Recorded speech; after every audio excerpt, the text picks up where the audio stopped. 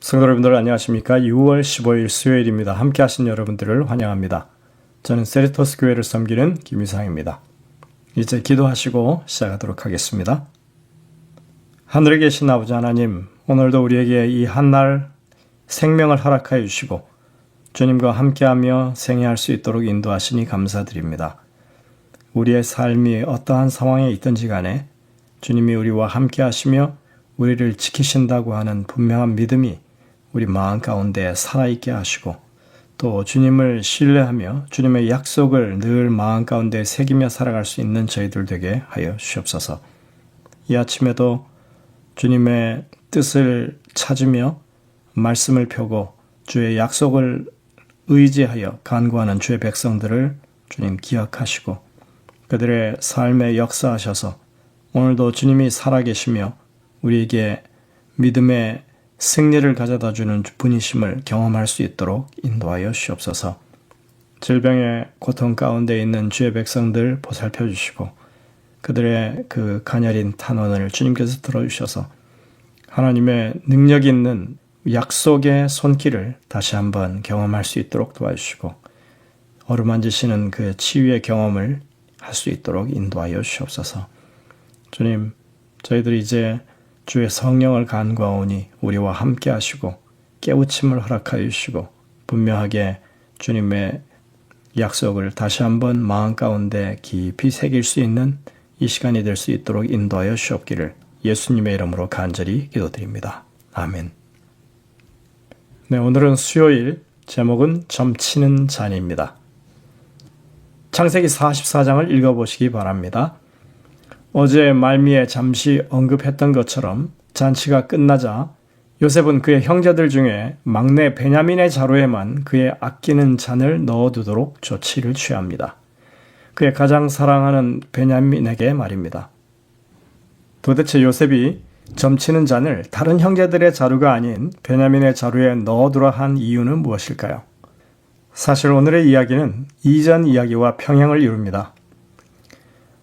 이전 경우에 곡식을 수령했을 때와 마찬가지로 요셉은 구체적인 지시를 통해서 다시 한번 형제들의 자루에 식량을 가득 채워줍니다. 그러나 이번에는 자신의 귀한 잔을 베냐민의 자루에 넣으라는 이상한 명령을 추가합니다. 그때나 지금이나 요셉은 분명한 의도를 가지고 지시를 했던 것입니다. 사건은 이전과는 다른 방향으로 흘러갑니다. 지난번에는 자루 속에서 돈을 발견했을 때 그 형제들이 베냐민을 데려오기 위해서 가나안으로 돌아갔지만 이번에는 그렇게 할 수가 없었습니다. 사실은 아무도 볼모로 잡혀있지 않은 상태였지만 그들은 이제 요셉을 만나기 위해 애굽으로 돌아가야만 했던 것입니다. 앞선 상황에서는 형제 모두가 그들의 자루에서 같은 것을 발견했지만 이번에는 베냐민의 자루에서만 요셉의 잔이 발견된 것입니다. 귀빈으로 대접을 받으면서 요셉의 잔에 손을 댈 수 있었던 베냐민은 이제 귀한 물건을 훔친 용의자로 지목되었습니다. 그는 감옥에 가야 했고 분명히 누명이었을지라도 그 대가를 치르지 않으면 안 되는 상황이었습니다. 성경에서는 그것을 단순한 은잔이라고 하지 않고 점치는 잔이라고 했습니다. 왜 그랬을까요? 요셉이 애굽에 살면서 이제는 점치는 일이 아주 자연스러워졌을까요? 점을 치다라고 하는 이 말은 히브리어로 나하쉬라고 하는 단어를 쓰는데 본래 뱀이 기어가면서 내는 소리를 가리키는 의성어입니다. 여기에서 속삭이다, 주문을 외우다라고 하는 의미가 파생되었다고 합니다. 말처럼 이것은 점이라고 하는 것이 사단적인 속성을 가졌다는 것을 말해줍니다. 애굽 사회에서는 술잔에 물을 채우고 악령에게 기도한 후에 물을 관찰하여 점을 치는 관습이 있었다고 전해집니다. 아무튼 이런 점치는 행위는 나중에 모세의 율법을 통해서 완전히 금기시 되었죠. 하나님이 결코 허용하시지 않으시는 행위였던 것입니다. 요셉은 하나님을 신실히 섬기는 사람으로서 그렇게 점치는 사람이 아니었습니다. 애굽 사람들을 시각에서 보자면 요셉이 워낙 꿈도 잘 맞추고 앞으로 일어날 일들에 대해서 너무나 정확하게 예언을 하는 사람이기 때문에 그가 점을 잘 치는 사람으로 인식되었을 수 있습니다. 그들이 통상 이해하는 방식으로 요셉의 유능함의 근원을 그런 식으로 묘사했을 수도 있는 것입니다. 그가 형제들을 시험하기 위해 점치는 잔을 이용했다고 해서 요셉이 그 능력을 믿었다고 하는 뜻은 아닙니다. 부자 선지자 229쪽에 보면 이렇게 기록합니다. 요셉은 점치는 능력이 있다고 주장한 일이 결코 없었으나 그들로 하여금 그가 저희 생활의 비밀을 알 수 있었다는 것을 믿게 하고자 했다. 이렇게 기록하고 있습니다. 우리가 성경을 공부할 때 이 성경의 기록에 있어서 무엇이 중요한지를 잘 판단해야 그 중심적인 기별을 발견할 수 있습니다. 여기서 중요한 것은 그 잔이 요셉이 점을 치는 데 있어서 사용하던 잔이었느냐가 중요한 것이 아니라 요셉이 아끼는 소유물 중에 하나를 베냐민이 훔쳤다고 하는 것에 이 중요한 부분이 있다고 하는 것입니다. 요셉이 점치는 데 사용한다는 그 잔은 초자연적인 영역을 떠올리게 하기 위한 수단으로서 하나님을 향한 형제들의 죄책감을 일깨우기 위한 도구로 충분했던 것입니다. 하나님을 섬기는 그들에게 있어서 애굽의 치리자가 자신의 신과 교통을 위해 사용하는 잔이라고 하니까 일반 은잔과는 비교할 수 없는 잔이라 여길 수밖에 없었을 것입니다. 그 상황에서 요셉과 유다가 나누는 대화 가운데 우리는 그것을 확인할 수 있습니다. 요셉이 그들에게 이르되 너희가 어찌하여 이런 일을 행하였느냐? 나 같은 사람이 점을 잘 치는 줄을 너희가 알지 못하였느냐? 유다가 말하되 우리가 내 주께 무슨 말을 하오리이까? 무슨 설명을 하오리이까? 우리가 어떻게 우리의 정직함을 나타내리이까? 하나님이 종들의 죄악을 찾아내셨으니 우리와 이 잔이 발견된 자가 다 주의 노예가 되겠나이다. 창세기 44장 15절 16절에 나와 있는 이 대화는 이미 베냐민의 자루에서 은잔이 발견된 이후에 나누는 대화입니다. 우리는 베냐민의 자루에서 은잔이 발견되고 그들이 다시 요셉의 집으로 향하면서 형제들 사이에 있었던 격렬한 감정과 행동을 주목할 만합니다. 그들이 옷을 찢었다라고 기록하고 있습니다. 그리고 각기 짐을 챙겨 애굽으로 돌아갔다라고 기록합니다. 그들이 옷을 찢었다고 하는 그 부분은 그들이 아버지 야곱을 속여서 요셉이 짐승에게 잡혀 죽은 것처럼 말했을 때 야곱이 옷을 찢은 것과 같은 아픔을 그들이 느꼈다고 하는 것을 보여주는 표현입니다. 예전에는 르우벤만 옷을 찢었고 걱정을 했었는데 이제는 그들 모두가 베냐민이 요셉과 같이 이른바 되어서 아무 잘못 없이 애굽에서 노예가 될까 두려워하며 같은 아픔으로 서로 형제가 연합되어 있는 모습으로 보여지는 것입니다. 유다는 지금 그런 상황에서 하나님께서 그들에게서 지금 죄악을 발견했다고 언급하고 있는 것입니다. 분명히 이것은 요셉이 그의 신을 통해서 점친다고 하는 그 말에 상응해서 하는 말입니다. 당신이 섬기는 신이 그것을 알려주셨다면 우리가 섬기는 하나님께서 우리의 죄악을 찾아내신 것이라고밖에 할 도리가 없지 않겠느냐 이런 말이죠. 그 형제들 모두가 자신들이 과거에 요셉에게 했던 크나큰 죄악을 다 떠올리고 있는 것입니다. 하나님께서 우리의 죄악을 찾아내서 이제 이렇게 벌을 주시는구나. 또 그렇게 귀한 잔을 훔쳤다면 유다는 그에 상응하는 가혹한 징벌이 주어지는 것이 당연하다고 말합니다. 그들은 이제 정말이지 심각한 위기에 봉착한 것입니다. 유다는 지금 잔을 훔친 자를 포함해서 11형제 모두가 다 요셉의 노예가 되는 것이 마땅할 것이라고 그 형벌의 정당성을 인정합니다. 그러자 요셉은 유다의 말을 가로막고 이렇게 말합니다. 그럴 필요가 없다. 잔이 나온 베냐민만 내 노예가 되면 된다. 여기서 우리는 요셉과 유다 사이에 벌어지는 구속사적인 논의, 구속사적인 의논을 볼 수 있습니다.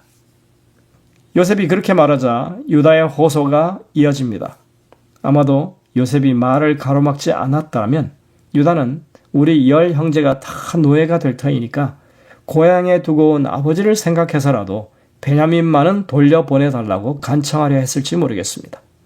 그런데 요셉이 베냐민만이라고 그렇게 말하자 이제 유다는 범인으로 드러난 베냐민 대신 무죄한 자신을 노예로 삼고 베냐민만은 돌려보내달라고 호소하기 시작합니다. 그는 자신의 아비가 요셉을 잃고 얼마나 상심했는지 말하고 만약 이번에 이 베냐민마저 잃으면 그는 그 충격으로 돌아가실 것이 뻔하니까 제발 이 정상을 참작해달라고 유다는 이제 자신이 어떤 책임을 지고 내려왔는지 그것을 설명합니다. 주의 종이 내 아버지에게 아이를 담보하기를 내가 이를 아버지께로 데리고 돌아오지 아니하면 영영이 아버지께 죄짐을 지리이다 하였사오니 이제 주의 종으로 그 아이를 대신하여 머물러 있어 내 주의 종이 되게 하시고 그 아이는 그의 형제들과 함께 돌려보내소서. 그 아이가 나와 함께 가지 아니하면 내가 어찌 내 아버지에게로 올라갈 수 있으리이까. 창세기 44장 32절부터 34절의 유다의 말인 것입니다. 여기 유다가 자신이 베냐민을 대신하여 남겠다고 한 그 말은 우리가 주목해야 합니다. 이 말은 아브라함이 이삭을 모리아 산에서 제물로 드리려 할 때 쓰였던 말입니다. 그때 하나님이 이삭을 대신하여 수양을 희생제물로 바치게 하셨던 그 말인 것입니다. 이제 유다가 베냐민을 대신하여 노예가 되기를 간청하고 있습니다. 유다는 아버지에게 미치게 될 그 엄청난 재앙을 해결하기 위해 자신을 희생제물, 곧 대속물로 스스로 바치려 했던 것입니다. 한 가정에서 일어나는 이 극적인 드라마 속에 우리는 온 인류를 위하여 대속제물이 되신 예수님의 모습이 그들의 인생의 역사 속에 보여지고 있는 것을 봅니다. 유다는 예수님의 조상으로 지금 자원에서 베냐민을 대신하는 속죄양이 되려 하고 있습니다. 과거에는 요셉을 이스마엘 사람들에게 팔아 넘기자고 제안했던 그 유다였습니다. 그러나 더 이상 과거의 유다가 아니었습니다. 이제 다시는 그런 가족의 비극을 되풀이하지 않기 위해서 그는 자신을 희생해서 애굽의 종이 될 처지에 놓여 있는 베냐민 대신에 자신이 노예로 팔릴 것을 결심한 것입니다. 얼마나 큰 변화입니까? 유다는 지금 진심으로 그렇게 되려 하는 것입니다. 그저 내가 이런 사람이라고 만용을 부리는 것이 아닙니다. 베냐민을 살리기 위해서 자신의 인생을 통째로 버리기로 결정한 것입니다. 우리는 이 이야기를 통해서 죄인인 유다가 그렇게 구속사의 주인공이 되는 모습을 보는 것입니다. 영감의 교훈에 보면 우리의 대속제물이신 예수님에 관해서 이야기하고 있습니다. 예수님께서는 우리의 대속제물이시다. 우리는 우리 자신을 위하여 대속할 수 없다. 그러나 우리는 믿음으로 이미 이루어진 대속을 받아들일 수는 있다. 그리스도께서도 한 번 죄를 위하여 죽으사 의인으로서 불의한 자를 대신하셨으니 이는 우리를 하나님 앞으로 인도하려 하심이라. 베드로전서 3장 18절. 구원이 우리 모든 인간에게 이르게 된 것은 우리 구세주께서 무한하신 희생을 치르시고 형언할 수 없는 고난을 당하신 때문이었다. 가래 뽑은 기별 1권 321쪽입니다. 야곱의 가정에서 요셉을 중심으로 일어난 이 치명적인 사건이 이렇게 해피엔딩으로 마무리되는 것을 우리가 봅니다. 오늘 우리는 유다가 그렇게 자신을 희생하여 베냐민을 살리려 하는 그 놀라운 변화된 이야기를 읽었습니다. 이것이 하나님께서 우리들 가운데 일어나기를 바라시는 구속의 이야기의 모습입니다.